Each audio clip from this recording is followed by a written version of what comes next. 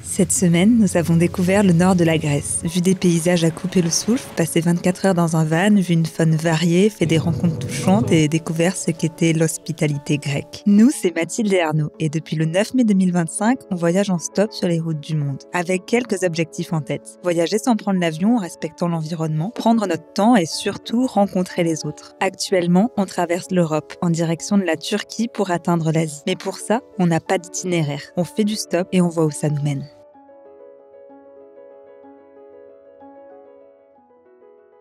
Depuis notre départ, nous avons traversé la France, la Suisse, l'Italie, la Slovénie, la Croatie, le Monténégro, l'Albanie. Et dans le dernier épisode, nous arrivions en Grèce sous la tempête. Mais on avait trouvé refuge dans la ferme de Phèdra, au cœur de la campagne grecque, où on avait pu se réchauffer au coin du feu.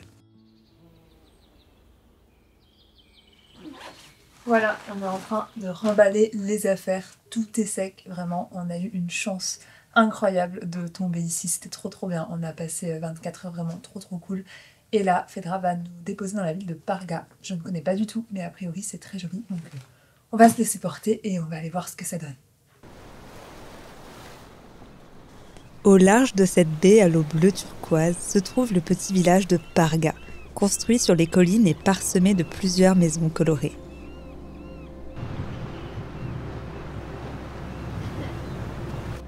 Ici, on trouve des dizaines de petites ruelles, redevenues calmes après l'effervescence de la saison.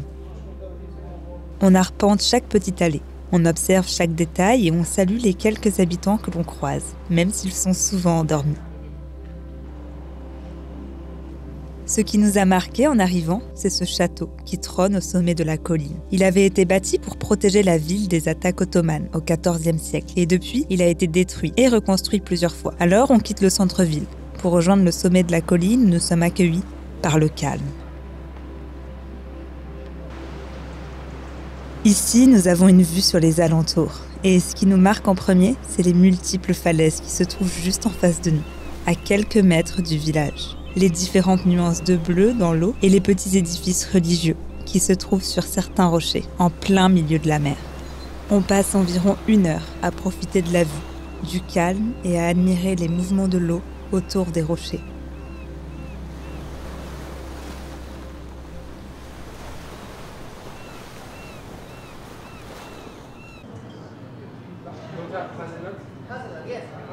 Regardez-moi cette folie! Ça a l'air trop bon.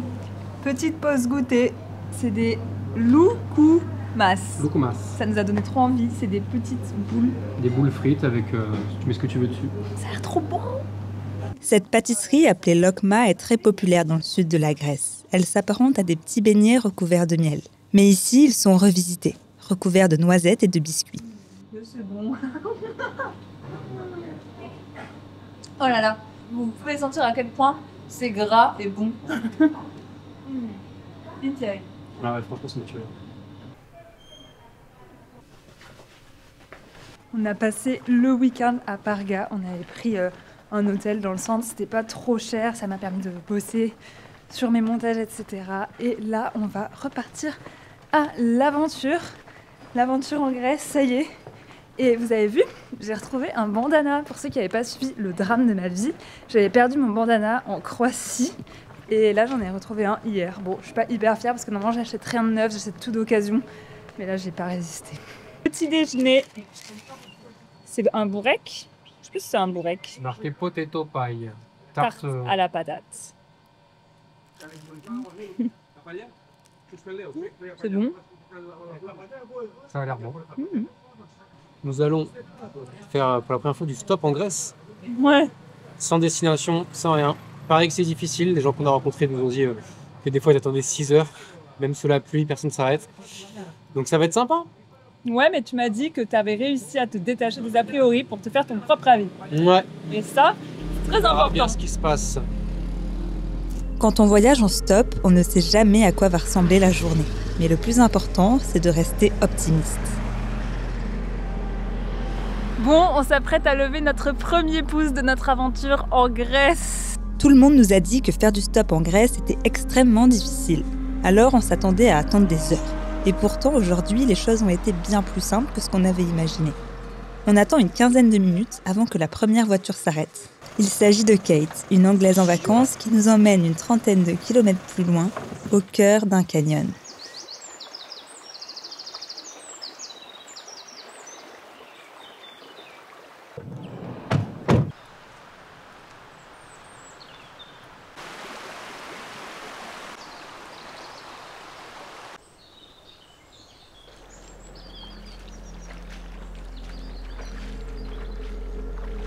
On est en route avec Kate pour explorer le canyon. L'eau est gelée.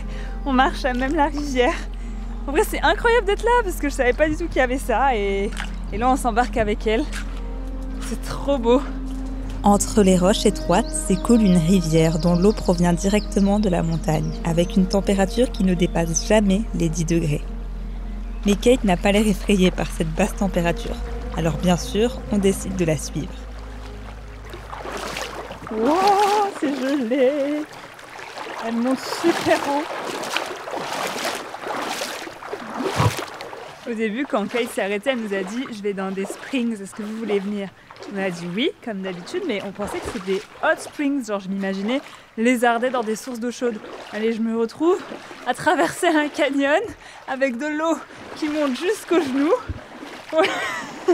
C'est pas du tout ce que j'imaginais pour ma matinée, mais c'est incroyable. Waouh! It's deep! Sur certaines portions, la profondeur de l'eau s'élève jusqu'à 1 mètre. Mais malgré tout, sa couleur est toujours aussi claire. But you can see the water bubbling out from the sides. Yeah. It's amazing. Like there particularly, it's really clear coming out from the cliffs. L'eau, elle arrive. Et puis derrière les rochers, c'est bien impressionnant. Genre, ici, on voit l'arrivée d'une source. Là-bas aussi. Ici, les falaises sont composées de calcaire, une roche qui laisse circuler l'eau, créant un réseau souterrain important.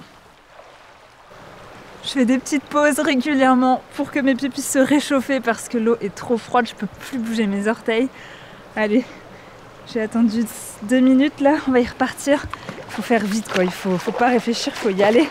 C'est tellement froid, en plus je suis pieds nus. Allez, mais ça vaut le coup, hein. C'est vraiment magnifique, franchement c'est magnifique. Tous ces arbres là, c'est incroyable. On passe environ 1 heure à explorer le canyon, à admirer son eau claire, sa roche et sa végétation. Mais à un moment, nos pieds sont trop gelés pour continuer. Alors on fait demi-tour en direction du véhicule de Kate qui nous invite pour partager un repas. Elle est venue en vacances juste pour 1 semaine et du coup elle a loué ce van qui est en fait tout simplement un utilitaire. Et dedans elle a mis un hamac, un matelas, elle a acheté des bonbonnes de gaz, elle a un petit sac réfrigérant. Et c'est beaucoup moins cher que louer un van en fait. Et c'est trop cool, j'adore l'idée.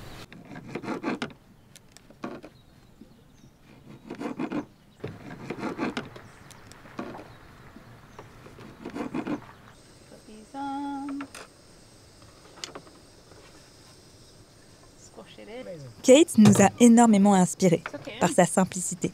On partage beaucoup de valeurs et on a une vision de la vie plutôt similaire. Alors on prend le temps de discuter. Et ça se passe tellement bien qu'elle nous propose de l'accompagner pour les prochaines 24 heures. Qu'est-ce que tu vas faire? C'est moi qui conduis aujourd'hui. Je conduis le van. Kate a gagné aujourd'hui au change, elle a pris un taxi gratuit. C'est un bon deal. Ouais. Kate nous a de suite indiqué qu'elle n'appréciait pas conduire. Alors Arnaud a décidé de prendre le volant, pour son plus grand plaisir. Surtout qu'on ne s'attendait pas du tout à rouler sur une des plus belles routes que l'on ait vues de toute notre vie.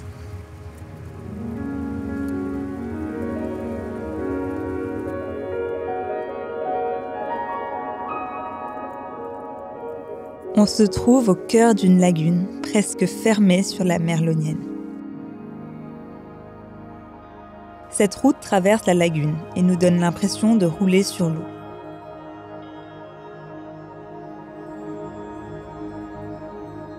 On aperçoit des petites cabanes de pêcheurs et au loin, un village qui marque la fin de cette route surprenante où nous prévoyons de nous installer pour passer la nuit. On a trouvé un endroit où se garer avec le van. Je pense qu'on va mettre la tente juste à côté. Ça me rappelle trop quand on avait fait 2 semaines de van life avec Diego. On avait traversé toute l'Albanie et le Monténégro, enfin le nord de l'Albanie et tout le Monténégro ensemble et c'était incroyable. Et là, c'est un peu le retour de la van life avec Kate. Je suis trop contente de l'avoir rencontrée. Je m'attendais tellement pas à ça pour cette journée. En plus, on est dans un endroit qui est tellement pas accessible en stop parce qu'il y a très peu de voitures, donc on serait jamais venu ici. Et là, le fait d'être avec Kate et de passer un peu de temps avec elle, avec le van, ça nous permet d'aller dans plein d'endroits où on serait jamais allé. Et en plus, vraiment, ça se passe trop bien avec elle. J'adore son état d'esprit. Et voilà, on est là. C'est trop beau. Il y a plein de petits chiens. Ils sont trop mignons. Il y en a un qui rigole. Oh non, t'es trop mignon, toi. T'es trop mignon. De nombreux chiens errants habitent la zone, ce qui nous fait beaucoup de peine, mais heureusement, ils reçoivent beaucoup d'affection, d'eau et de nourriture par les visiteurs et les locaux.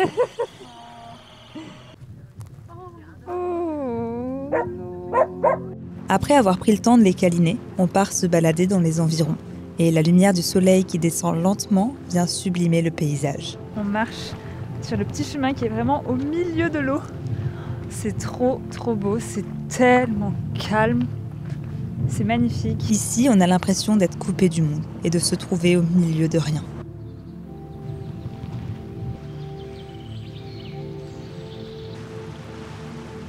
Par terre, c'est que des morceaux de coquillages cassés. C'est fou, il y en a plein.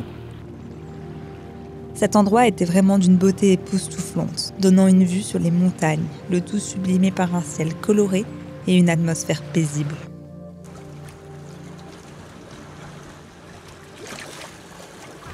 C'est un des plus beaux couchers de soleil que j'ai pas vu depuis longtemps.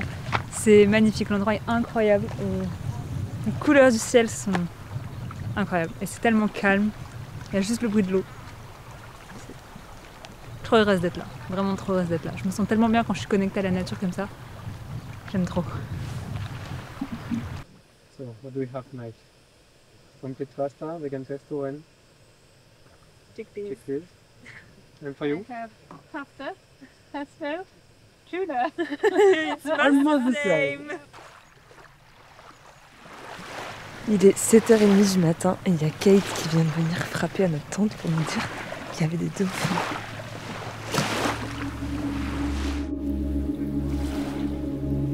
C'est ouf.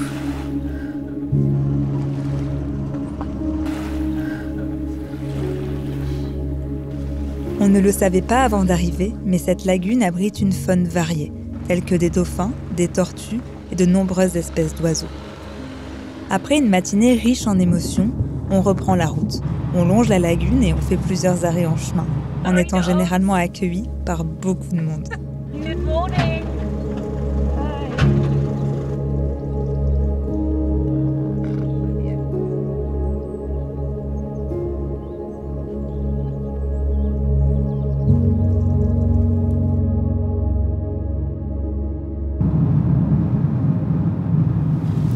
On est en train de suivre la route au niveau du lac. C'est encore Arnaud qui conduit. C'est trop beau.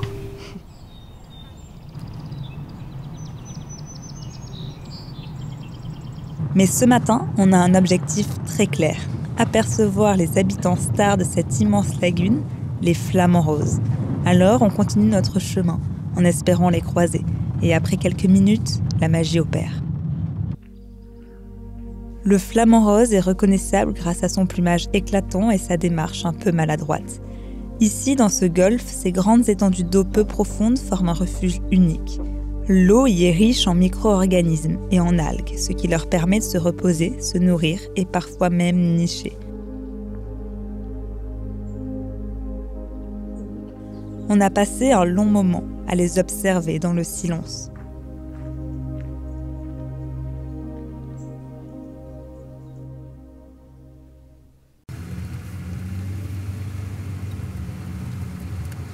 Ça y est, on a dit au revoir à Kate. C'était trop bien de passer ces... Combien de temps ? 48 heures à peu près ? Avec elle. C'était trop bien, on est vraiment allé dans des endroits que je savais même pas qu'il y avait. 24 heures en fait. 24 heures. Mais On a récupéré à midi hier. c'est passé tellement de trucs en seulement 24 heures et vraiment on est allé dans des endroits que je savais même pas qu'ils existaient. C'était trop bien. En plus on a vu des dauphins, on a vu des flamants roses, enfin trop bien. Et là on est arrivé sur l'île de Lefkada. où on est près de la ville de Lefkada et on mange un petit sandwich au fromage vegan. Parce que je vous vois, hein, ceux qui me disent pourquoi t'es pas encore vegan, ne vous inquiétez pas, je vais devenir vegan. Mais c'est pas évident en voyage, mais évidemment que ça colle parfaitement à mes valeurs et que c'est quelque chose que j'ai vraiment envie de faire. Bref, on mange et après on va reprendre la route pour découvrir l'île de Lefkada et on va voir s'il y a des Grecs qui s'arrêtent parce qu'on nous a dit que c'était super compliqué de faire du stop en Grèce, mais vu qu'il y a beaucoup de vannes, je sais pas si on va passer plus de temps dans des vannes ou avec des Grecs, on va voir. You were born here Yes, in Lefkada? yes, yes. I'm born in this village here. My mother, my father from here. Family story. Yes. La première voiture qui passe est arrêtée, c'était une femme seule avec son fils pour 5 minutes. Elle a déménagé toute la voiture pour qu'on puisse rentrer dedans et tout. Les gens comme ça, gros cœur.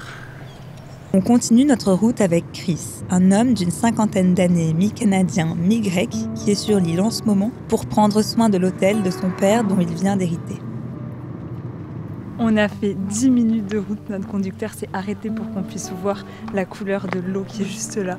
C'est incroyable, j'ai rarement vu une eau comme ça, elle est fluo, bleu fluo. Sur la côte ouest de Lefkada, la forte concentration de calcaire présent dans les falaises se mélange à l'eau, ce qui lui donne cette couleur si unique.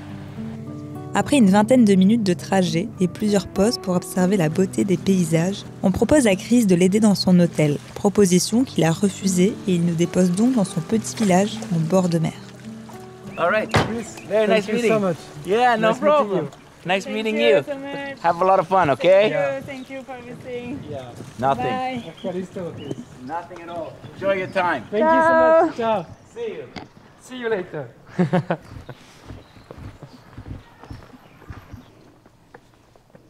Bon, on a quitté le village, on est en quête d'un endroit où dormir. Chris nous a dit de monter jusqu'en haut de cette montagne et de redescendre pour atteindre une plage qui est apparemment une des plus belles de l'île. On va voir si on peut camper dessus. Mais je suis essoufflée. On commence à apercevoir la plage. On se rapproche petit à petit et l'eau est de plus en plus bleue. En fait, c'est incroyable la couleur de l'eau. Vraiment.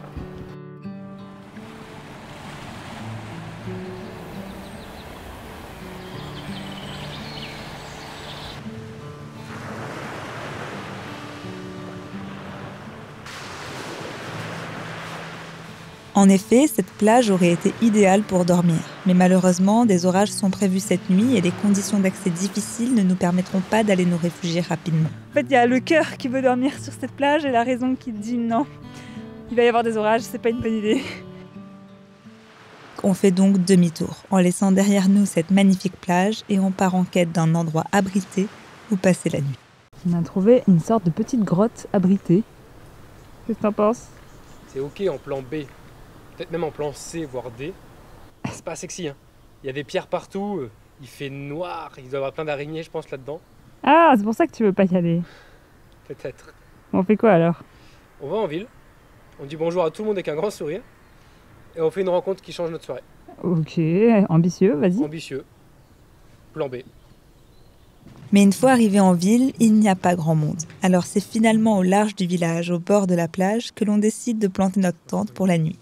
Bon, j'espère juste qu'on n'aura pas trop de problèmes parce qu'on ne sait pas vraiment si c'est légal de dormir comme ça dehors. Puis on n'est pas du tout caché depuis la ville, on peut nous voir, mais on se dit on préfère prendre le risque que quelqu'un nous voit et d'avoir une amende plutôt que prendre le risque de dormir sur une plage en étant bloqué, quoi. Donc au moins là on est facilement proche de la ville pour s'abriter. Et en soi, même si c'est pas forcément légal de dormir avec sa tente, le principal je pense c'est de faire extrêmement attention, de laisser aucune trace et c'est ce qu'on fait tout le temps. On est hyper réglo avec ça, donc en vrai... Franchement, là, il y a quoi? Il y a 10 personnes au resto, tous les volets ils sont fermés, je pense qu'on va être tranquille. D'un matin, dès que le soleil se lève, on remballe. Ni vu ni connu. On laisse rien derrière nous, on est clean. On est respectueux, c'est le plus important si on fait du bivouac sauvage, d'être respectueux. Voilà. Et de faire attention aux conditions météo, aux animaux qui habitent la zone, etc.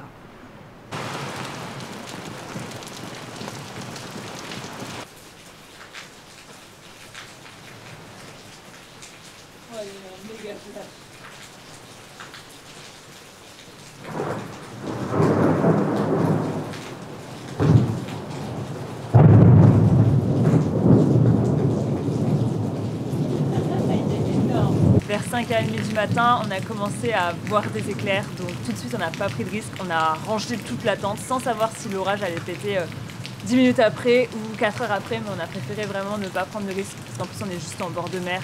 Donc on a tout rangé, on est venu se mettre ici sous ce préau et 1 heure après ça a commencé à péter. Là il pleut bien, il y a beaucoup d'orage. On ne sait pas trop comment on va passer la journée, la météo dit que c'est comme ça tout le temps, donc on va voir, on va espérer que c'est juste un nuage qui passe. J'espère que les cafés vont au moins ouvrir, qu'on puisse aller se mettre au chaud. Voilà, on va voir, ça fait partie du jeu aussi de voyager en vivant dehors, c'est que tu subis ce genre de conditions. Et j'en profite pour rappeler qu'il y a des gens qui vivent dehors toute l'année, pour qui ce n'est pas un choix, une fois de plus. Et je pense beaucoup à eux dans ces cas de figure. C'est vrai que j'en parle beaucoup dans mes vidéos, mais en même temps, en vivant comme on fait, au plus proche de la nature, je ne peux pas penser à quelqu'un d'autre qu'à toutes ces personnes qui vivent dehors et qui n'ont pas choisi. Et c'est eux qu'il faut aider.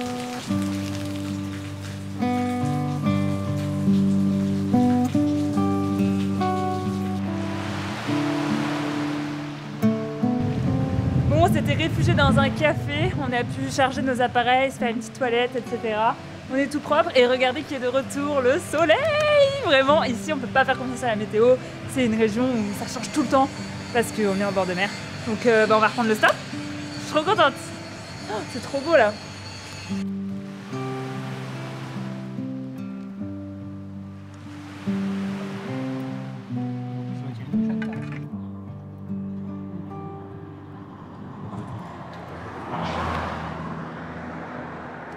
Ça fait une petite. Coucou! Si vous voyez des autostoppeurs au bord de la route et que vous voulez être sympa, ne faites pas ni. C'est juste énervant. Faites juste un ah, je peux pas. Ou genre, courage et tout. Allez. Mais le pire, Oh, je vais juste à côté là. Nous aussi. Non, le pire, c'est ceux qui font. Aujourd'hui encore, le stop a été très simple et nous sommes avec Yanis qui a été surpris de nous voir ici.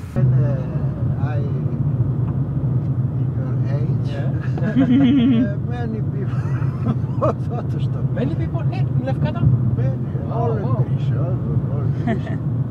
But local people, Greek people or tourists? Greek and tourists. Wow. everybody. Because not many cars, not many. Yeah. Today, not many autostops, but many cars. Yanis est un homme dans la soixantaine, qui a grandi ici et qui vient régulièrement rendre visite à son père. On ne sait pas du tout où il nous amène et la météo nous inquiète car le soleil a de nouveau laissé place à des nuages menaçants. I live Il vient de se passer un truc de malade. J'ai les larmes aux yeux, vraiment j'ai les larmes aux yeux. Le gars qui nous a pris en stop, il nous a amenés chez son père. Très bien, on a discuté, bon, vite fait parce que... C'est un tout petit village, il faut dire qu'on est dans un Ouais, tout petit village paumé, il doit y vraiment. avoir peut-être pas 15 habitants.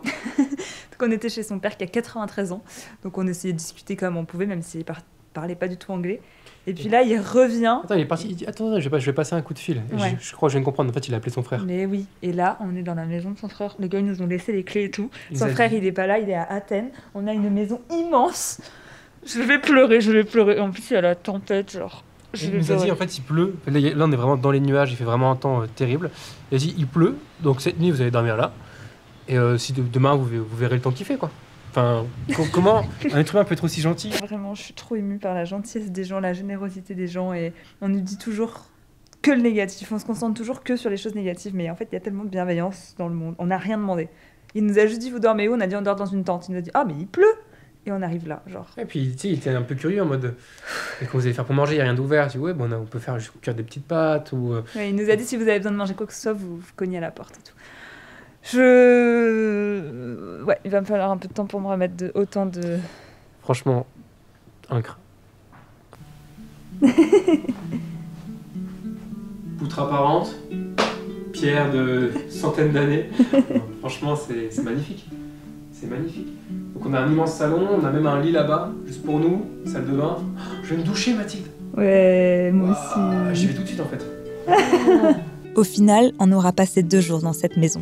On en a profité pour travailler, cuisiner des bons petits plats, aider nos hôtes pour différentes tâches, se balader dans ce village qui doit compter 10 habitants et caresser tous les petits chats du quartier soigneusement nourris par le papa de Yanis. ça se fait que tu es comme ça, toi? Chaque soir, quand la pluie s'arrête pour laisser place au soleil, Yanis tient à nous faire découvrir chaque plage de la côte. Alors on monte dans sa voiture, on prend des routes sinueuses sur le flanc des falaises et on arrive sur des kilomètres de sable à l'eau si particulière. Moi, c'est incroyable! J'ai jamais vu des plages comme ça. J'ai l'impression d'être en Australie. Genre, je suis jamais allée en Australie, mais c'est toute l'idée que je me fais de l'Australie. C'est magnifique. La plage à perte de vue. L'eau, elle est bleue. J'ai jamais vu une bleue comme ça. C'est incroyable! Oh là là, c'est incroyable!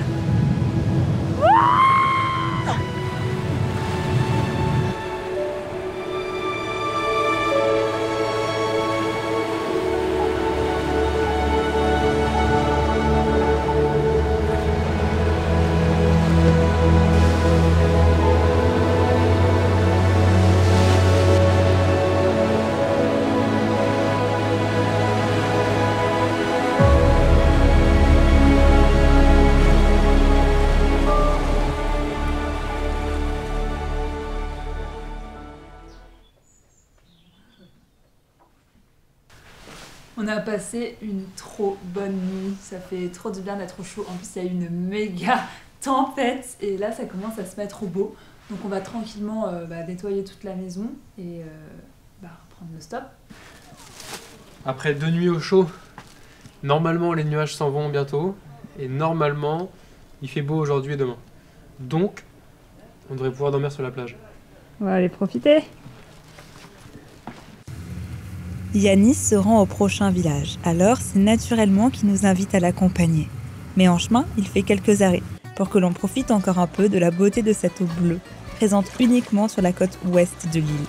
Puis il nous dépose à Vassili, un petit village de pêcheurs où règne le calme absolu.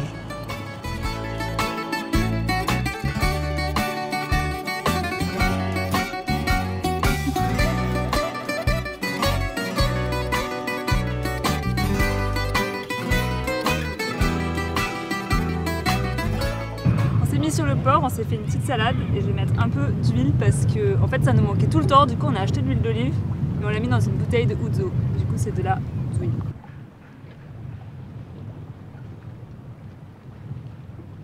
Après avoir pris le temps dans ce joli village, on reprend le stop.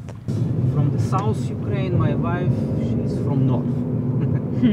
Okay, nice. But she's with you in Greece now? No, she's now in the Kiev. Stay there because the parents. But is it safe to stay in Kiev? Not so.